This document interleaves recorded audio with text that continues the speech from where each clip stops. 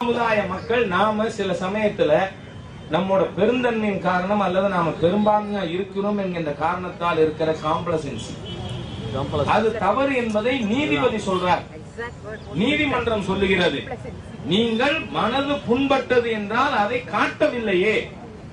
அங்க சேலத்துல ஈவேரா செஞ்ச செயலுக்கு ஜட்ஜு கேட்கிறார், இந்த படத்தை பாரு, யாருக்காவது கோவம் வந்திருக்கா? அப்ப அந்த சமயத்துல போற போக்குல ஈவேராவை 4 பேர் செருப்பால் அடிச்சிருந்தானா அன்னைக்கு ஈவேராவை ஜெயில போட்டிருப்பான்.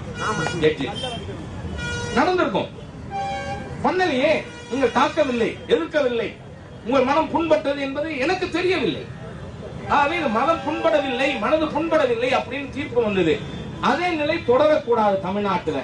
ஆகவே நாம இன்னைக்கு இந்த தமிழகத்துல திராவிட இயக்கங்கள் இவர்களுடைய ஆணி வேர், அதற்கு எதிராக இன்று இளைஞர்கள் மத்தியிலே மிகப்பெரிய உணர்வு இருந்து கொண்டிருக்கிறது. நாத்திகத்தின் பெயரால் இவர்கள் தமிழ் சமுதாயத்தை வஞ்சித்து விட்டார்கள்.